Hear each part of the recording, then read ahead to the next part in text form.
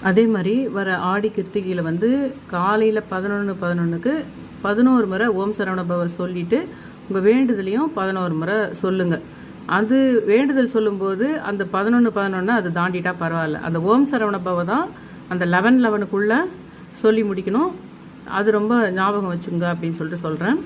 2-3 விஷயம் நான் சொல்லியிருக்கேன். போன வீடியோவில் சொன்னதெல்லாம் உங்களுக்கு கன்னிமாவை கும்புறது, இந்த வீடியோவில் சொன்னதெல்லாம் அந்த முருங்கைக்கீரை, வரகரிசி, அப்புறம் ஓம் சரவண பவ 11:11 சொல்கிறது. இது எல்லாமே வர ஆடி கிருத்திகை. ஏற்கனவே நான் வந்து ஆடி கிருத்திகைக்கு நம்ம ஏன் கன்னி மாவை சேர்த்து கும்பிடணும், கன்னி தெய்வம் சப்தகன்னி, முருகருக்கும் சப்தகன்னிக்கும் தொடர்பு இருக்குது. ஆனால் மணப்பாக்கம் கன்னிமாவும் நீங்கள் கும்பிடுங்க, உங்கள் வீட்டுக்கு குலதெய்வமே ஒரு ஆள் சப்தகன்னியாக இருந்தாலும் கும்பிடுங்க, சேர்த்து இந்த ஆடி கிருத்திகையில் கும்பிடுங்கன்றது அது ஒரு விஷயம். இப்போது நிவேதனமாக ஆடி கிருத்திகை அன்றைக்கி நீங்கள் இந்த முருங்கைக்கீரையை வெங்காயம் போடாமல், எப்போவுமே முருங்கைக்கீரை வெங்காயம் போட வேண்டிய அவசியம் இல்லை, சும்மா உளுத்தம் பருப்பு, கடுகு, சீரகம், ஒரு 2-3 காஞ்ச மிளகாய் போட்டுட்டு இதை நல்லா ஒரே ஒரு முறை தண்ணியில் மஞ்சத்தூள் போட்டு கொஞ்சம் நல்லா மூழ்கி எடுத்து பிழிஞ்சு அதில் போட்டுட்டு கையை விடாமல் பிரட்டிக்கிட்டே இருந்தால் அதில் இருக்கிற தண்ணியே அப்படியே வந்து பொரியல் ஆகிடும். அதை வைங்க. ஆனால் நம்ம சாதம் எப்பவுமே வந்து கிருத்திகை சமயத்தில் சாதம் வச்சு பண்ணுவோம் பார்த்தீங்களா, அதுக்கு நீங்கள் என்ன பண்ணுங்கள், இந்த வரகரிசி, தினை அரிசியில் 1/2 அரிசி தான் இந்த வரகரிசி. ஆனால் இதை நிறைய கழுவணும். ஒரே ஒரு கப்பு எடுத்துக்கிட்டிங்கன்னா போதும். இது சாதம் சாப்பிட்ற மாதிரி தான் இருக்கும். இதை நல்லா கழுவிட்டு சும்மாவே குக்கர்லேயோ இதுலேயோ நம்மளுக்கு அரிசிக்கு எப்படி தண்ணி வைக்கிறோமோ அதே மாதிரி தண்ணி வச்சு ஒரு 3 விசிலோ 4 விசிலோ வச்சு எடுத்துட்டிங்கன்னா இது வந்து வரகரிசி சாதம்.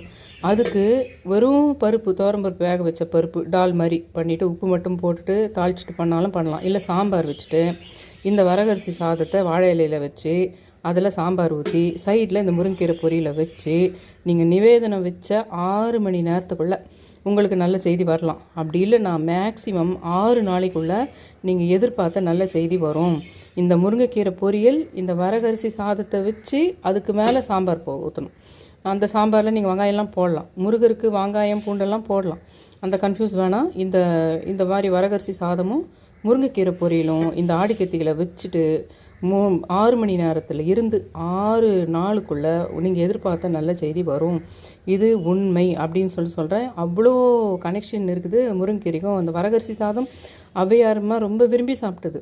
ஆனால் இது திணைன்றதே பயிரிட்டதே உலகத்தில் வந்து இப்போ திணை வகை எல்லாம் இது பண்ணதே முதல்ல உலகத்தில் ஏற்படுத்தி சாப்பாட்டுக்கு அசைவத்துக்கு பதிலாக ஏற்படுத்துனதே முருகர். அதனால் இது ஒரு ஏதோ சொல்லணும்னு சொன்னலைன்றதை ஞாபகம் வச்சுக்கோங்க. தயவு செஞ்சு என் சேனலை சப்ஸ்கிரைப் பண்ணி ஷேர் பண்ணி அந்த லைக் பட்டனை ப்ரெஸ் பண்ணுங்கன்னு ரொம்ப ரிக்வெஸ்ட் பண்ணி கேட்டுக்கிறேன். தேங்க்யூ.